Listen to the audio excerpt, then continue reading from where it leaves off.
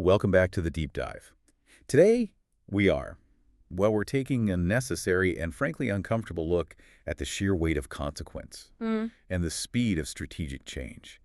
We're wrestling with source material around one of the most significant geopolitical shifts we've seen in years. It's a massive story. It is the recent and forceful removal of the president of a sovereign nation in the Western Hemisphere, and what that single event tells us about the new rules of the game.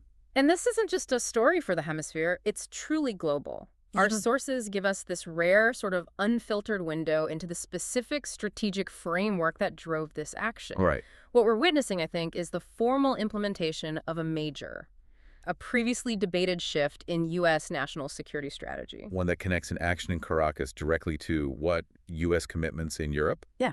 And its rivals in Asia. Exactly. It connects all the dots. Okay, let's unpack this. I mean, the removal of a sovereign nation's president is no small thing. It's the ultimate expression of policy, isn't it? Yeah. Our mission today is to unpack that stated policy shift, which, let's be honest, many in Washington and Brussels had previously dismissed as, just political rhetoric. Right, just talk. And to understand how it moved from talk into actual kinetic execution.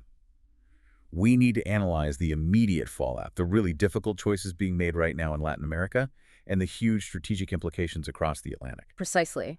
For years, the policy establishment was focused on the rhetoric. But the sources we have, they clearly indicate that this event is the culmination. It's the formal implementation of what the administration calls the Trump corollary to the Monroe Doctrine. It is a major pivot, applying a strategy that's it's deeply rooted in historical American thinking, but updated with a modern, very aggressive, and clearly defined set of triggers. In that concept, the Trump corollary, that's really the engine driving this entire deep dive. This whole policy is rooted in this one single overarching idea: hemispheric defense. It's the bedrock. This isn't just a tactical shift, it's a revival, or maybe a sharp reinvention of what our sources describe as older American strategic thinking. But with new teeth. For the 21st century. New teeth and new targets. We have to start with the history then. Yeah. Because without understanding where the Monroe Doctrine came from, we can't really appreciate what this Trump corollary is. You're absolutely right. The original Monroe Doctrine back in 1823, it was fundamentally defensive. Okay. It had two core pillars. First, non-colonization, basically telling European powers that the Western Hemisphere was closed for business, no new colonies. And the second? The second was non-intervention. The U.S., in turn, wouldn't meddle in Europe's affairs. It set up this clean separation between the two spheres of influence. But that original doctrine, it didn't last forever. I mean, as the U.S. became a global power, it morphed, didn't it? It got more aggressive. It did. The first major evolution was the Roosevelt corollary in 1904, and this was a radical departure. Well, while Monroe said, "Europe, you stay out," Roosevelt added, "and because you have to stay out, we are now responsible for ensuring good order here." Wow. So it basically deputized the U.S. It designated the U.S. as the international police power of the Western Hemisphere. And that was the justification for interventions all over the Caribbean and Central America for decades. Usually to protect business interests or enforce debt payments. Often, yes, to enforce fiscal discipline or political stability as they saw it. So that Roosevelt corollary, it really set the precedent for intervention. How does this new strategic definition of hemispheric defense update that for today? The definition in the source material is that the United States holds a unique concern for the defense of the entire Western Hemisphere broadly defined. Okay, broadly defined. That sounds intentionally vague. It is, but they view the stability of the U.S. as totally inseparable from the stability of its neighbors. And critically, this strategy isn't just about regional stability anymore. It's about great power competition. Exactly. It's framed as an integral countermeasure against their global rivals. It's not just about policing small republics, it's about boxing out China and Russia. So that's the big idea. But what makes this version, the Trump corollary, different? I mean, what are the hard, observable triggers that turn this concern into actual, kinetic action? This is where the analysis becomes so important because the source material is shockingly clear. It gives us almost a checklist of triggers. A checklist for intervention. You could call it that. The corollary is a principle that dictates that specific observable behaviors. When they're detected, they immediately constitute an existential threat to U.S. national security, and that justifies intervention. So what are they? What are these triggers? There are two primary threat triggers that elevate a situation to that level. Let's take the first one, which you said targets global rivals. The first trigger is the presence and activity of what they call extra-hemispheric powers. So if powers from outside the hemisphere, and the sources specifically name Iran, China, and Russia. The big three rivals. Right. If they become active within the Western Hemisphere, this is defined as a direct threat. And the emphasis is on the word activity. So not just having an embassy. Not at all. This isn't about diplomatic presence. It suggests intelligence, demonstrating strategic operations, maybe dual-use military positioning, massive infrastructure projects that create dependency. Yeah, trap diplomacy. Exactly. Or financial operations designed to create leverage, things that go way beyond normal relations. And we know that China, Russia, and Iran haven't exactly been sitting on the sidelines in Venezuela. What kind of specific activity met that threshold for them? Well, the sources detail several. For China, it was the debt trap diplomacy you just mentioned, these huge, opaque loans tied to infrastructure that gave Beijing strategic access and leverage over resources. Okay, and Russia? For Russia, it was more of a military footprint. Military advisors, technical support, arms sales designed to prop up the regime. They were even positioning some advanced systems in the region. And Iran was involved, too. Iran was highly visible. Things like the gold for fuel swaps, which were a direct way of bypassing sanctions and injecting cash into a rogue regime. That level of collaboration, it elevates them far beyond being simple trade partners. Okay, so once that foreign presence is established and deemed active, the second trigger kicks in, and that determines who the U.S. is actually willing to target on the ground. Precisely. The second trigger is regime cooperation. This is when a specific regime in the hemisphere is found to be actively working with any of those outside powers. And the sources name names. They do. They list Cuba, Nicaragua, and Colombia as examples of regimes that would fall under this intense scrutiny. If any of them are collaborating, materially sharing intelligence, allowing military access, helping with illicit finance with Tehran, Beijing, or Moscow, they become the target. Because they're the gateway. They're facilitating the entry of the extra-hemispheric threat. They are the functional gateway. And if we apply that two-part formula to Venezuela, the connection is immediate.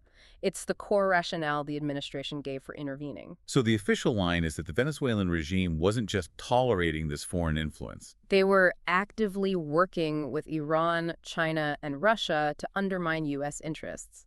That collaboration, especially when you tie it to the narcotics trade, triggered the corollary. It shifted Venezuela from being a complex political problem to a clear, undeniable national security threat that demanded, in their view, execution. And the really crucial analyst angle here, one that a lot of people missed, is that this framework, it was always meant to be used. It wasn't just rhetoric for a political rally. Not at all. What's truly fascinating is how the administration views this. They don't see it as a destabilizing or aggressive act. How do they frame it? They frame it within the source material as executing a long-stated policy to preserve the international order. By removing the local facilitator, the Venezuelan regime, they claim they are restoring deterrence and stability. This reframing changes everything. It changes how we have to view all future U.S. actions in the region. It definitely sets a new precedent. So we have the grand strategy, this re-energized commitment to hemispheric defense. Now let's really drill down into the first major execution of it, the removal of the Venezuelan president. What was the specific justification for going after this leader? The justification they provide is highly layered. It's designed to create this comprehensive legal, moral, and criminal foundation for the action. And here's where it gets really interesting, because the claim is that the U.S. never considered the removed president legitimate in the first place. Not just under Trump, but under any president. That's the absolute core of the political justification. The source material really emphasizes that the U.S., consistently for many years, has not recognized Nicolás Maduro as the legitimate leader of Venezuela. This wasn't a new decision. And you said this view goes back even further than Maduro. How does that history of non-recognition really shape the context for this action? It's crucial. The sources indicate the Chavez regime before Maduro was also consistently not viewed as legitimate by the U.S. So we're talking a quarter century of this policy. At least. It's a historical baseline. And if a regime has never been recognized as legitimate, then, in their view, using force to remove it isn't overthrowing a sovereign government. It's what? Restoring lawful governance. That's the framing. Yeah. Assisting in the lawful restoration of governance that they claim has been due for decades. And if Maduro wasn't the legitimate leader, who did the U.S. see as the rightful one? They had to have an alternative in mind. They did.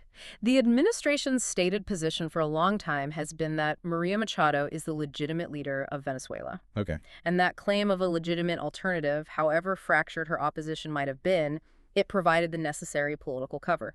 It established the baseline. Any power Maduro exercised was, by definition, illegitimate. But political illegitimacy, I mean, that's often not enough to justify using force on the world stage. The administration had to move this into a different realm. And they did. They moved it decisively from the political to the criminal realm, which is much, much harder for the international community to ignore. How did they do that? That's the critical legal component. Maduro was already viewed as patently illegal for holding on to power. But the thing that truly escalated the threat level, the thing that gave them ironclad internal justification, was his indictment in a U.S. federal court. Oh. He was officially and publicly indicted as a drug trafficker and a narcotics trafficker. Wow. And that single act transforms a political opponent into an alleged international criminal fugitive in the eyes of the U.S. judicial system. So it completely changes the calculus. The intervention is then framed not as regime change, but as a high-stakes international law enforcement operation. Exactly, against a wanted criminal who just happens to be occupying the presidential palace. The narrative in the source material is built on this nexus of drug trafficking, political illegitimacy, and active foreign influence. A trifecta of threats. A critical threat matrix. Yeah. The U.S. condemned the regime for being in bed with Iran, China, Russia, and for actively destabilizing the hemisphere through the drug trade. The source material is blunt, stating he was thumbing your nose at long-stated American policy. But let's be critical here for a moment. Using a domestic criminal indictment as the trigger for a major geopolitical action, doesn't that risk setting a very dangerous precedent, blurring the lines between law enforcement and foreign policy? That's the exact question critics immediately raised, of course. But the administration's counter-argument, as documented in the sources, is that this specific action was necessary to enforce norms. The argument being that when a nation's leader uses the state itself to run an organized crime syndicate that directly harms U.S. security through narcotics, diplomatic options are no longer viable. The indictment was the mechanism that justified what they called the surgical use of force. And the stated strategic outcome. Was it just about getting rid of one person or sending a broader message? It was absolutely about sending a message. The administration views the action not as destabilizing, a charge we'll get to later, but as successfully restoring deterrence. They felt the willingness to use force was essential, and they emphasized it was used in a surgical way and judiciously. The message is clear. The U.S. will enforce its policies in its own backyard. Which brings us right to the aftermath, the really difficult part. Once a leader is removed, you have a power vacuum. How does the political landscape look on the ground right now? It is a minefield. It's defined by intense internal divisions, a completely destroyed economy, and a huge leadership question. The source material notes that Delcy Rodriguez has been sworn in as the interim president. And this choice is fascinating. Selecting someone from the previous power structure, that implies a very pragmatic, if uncomfortable, calculation. It is a calculated risk. The sources describe it as a very strange relationship. Delcy Rodriguez and her brother, along with other key figures from the old regime, were known to have held conversations with the wider Trump administration. There were back channels. There were back channels. This suggests negotiation and dialogue were ongoing even as the policy was being executed. So why would they cooperate?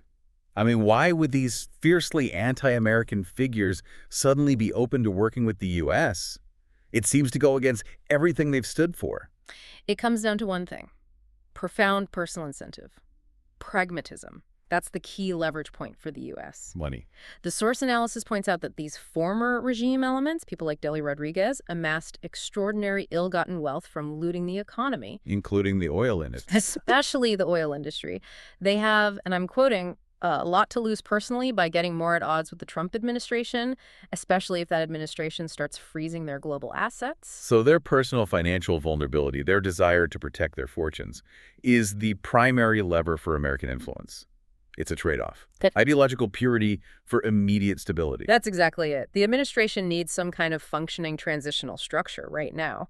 The source predicts you'll see an interim leadership council made up of existing Chavez-Maduro regime elements. Which is necessary because President Trump faces this dual, almost contradictory political imperative at home. Yes, this famous foreign policy tightrope walk. Let's talk about those domestic constraints. What are they? First and foremost, the absolute red line is no nation building. The political imperative is ironclad.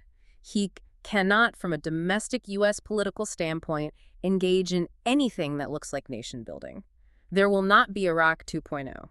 So no long-term occupation, no massive troop deployment. That sets the ceiling for involvement very low. Very low. But then there's the counterbalance. The second constraint is no indifference. He can't just abandon Venezuela to its fate and let a vacuum form. Because that would just let the same problems, or worse, come right back. Right. It would let those extra hemispheric powers just reassert their influence through new proxies. So he has to avoid being indifferent while also not trying to pick and choose exactly what the future regime looks like. That sounds almost impossible to balance. To avoid another Iraq, you need capable local actors to step up immediately, but the traditional opposition seems, well, not ready.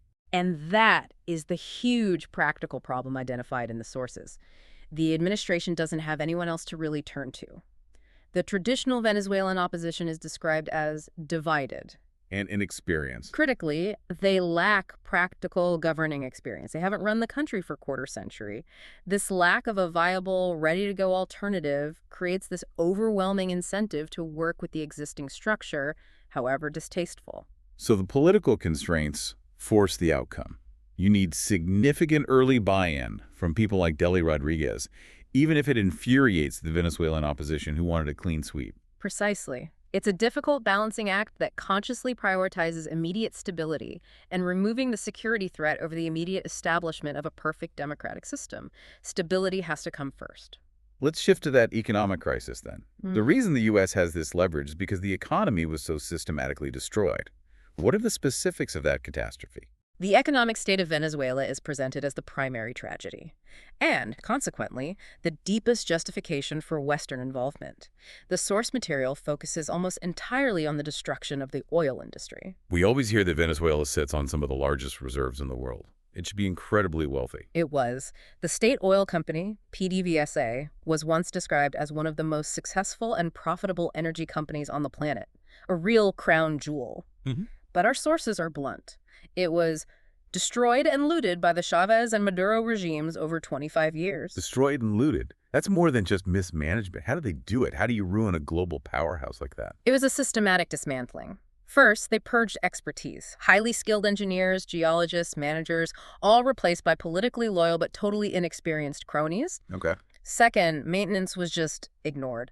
Revenue that should have been reinvested into upkeep and upgrades was siphoned off for political patronage and ultimately personal enrichment. So the infrastructure just rusted away. It led to catastrophic failures.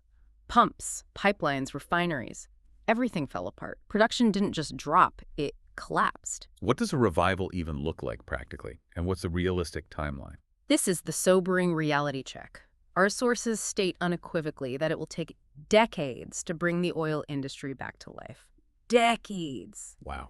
We are talking about replacing fundamental infrastructure that has been failing for 25 years. This is not a quick fix. It requires massive, multi-decade capital investment and, critically, the return of that lost technical expertise. And this is where the argument for external involvement gets framed as necessary, almost humanitarian, rather than just exploitative. Exactly. The administration's counter to the charge of colonialism is rooted in this technical necessity.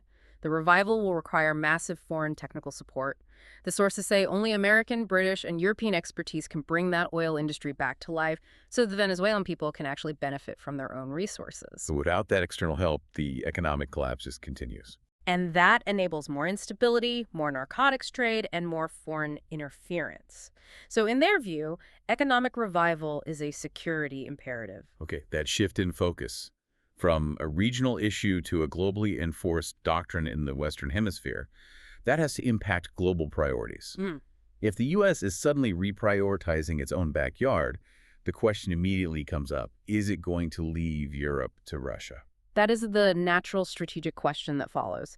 And the sources provide a very clear answer. It's all rooted in the administration's revised threat assessment of Russia. So what does this all mean for our allies in NATO? Is the U.S. really pulling back from those commitments because of this hemispheric focus? The administration's thinking is based on a foundational reassessment of Russian power. And their conclusion, according to our sources, is unequivocal. Russia is definitively a power in decline. That's a huge statement. What metrics are they citing to back that up? They point to a few systemic issues. First, demographics. Russia has chronic low birth rates, high mortality, emigration, a long-term inability to sustain its workforce and military. Okay, what else? Second, economics.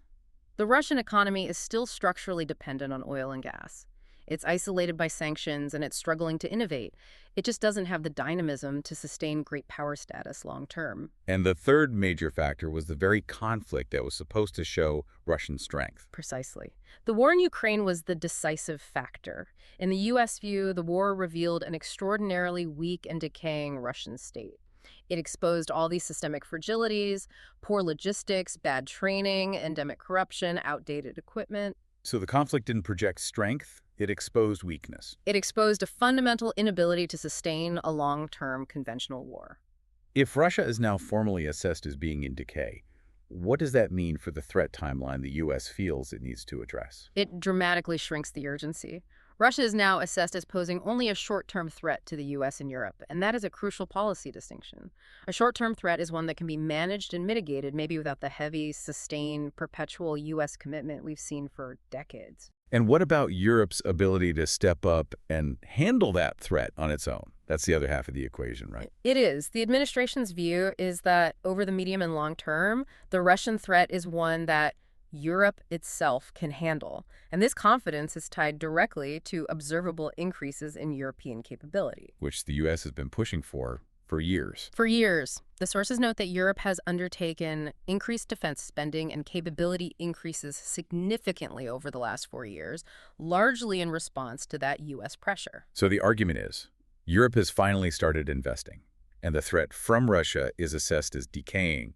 Therefore, the strategic necessity for American resources to be permanently stationed there is just diminished. It provides the political and military justification for the resource shift back to the priority theater, which is now the Western Hemisphere. The expectation is that American engagement in Europe is definitely going to be receding. The underlying message being, Europe, you need to pay for your own defense. Stop relying on Americans to do it for you. The diminished perception of Russia as a great power threat facilitates this tectonic shift. So the Venezuelan intervention and the shift in European strategy are two sides of the same new strategic coin. That is the strategic synthesis. The resources needed to enforce the Trump corollary in its own backyard naturally require a reallocation of focus from somewhere else. Okay, but any action this bold is going to generate immediate and powerful pushback, not just from rivals, but from allies, from commentators. Our source material captured some of that initial alarm. Absolutely. The administration was accused of everything from illegality to megalomania. Let's start with the economic and legal critique, the one that we heard from Marcus in the sources. The colonialism argument. The critique was that hemispheric defense is colonialism in disguise, completely illegal under international law. A very serious challenge. And it directly contradicts the administration's claim that this is a mission of revival. It implies the true goal isn't stopping drugs, but corporate profit. Then there was the second major critique from Tracy, which was about the unilateral nature of it all, the megalomania argument. She argued Trump's behavior displays the megalomania we associate with unhinged emperors. And the key part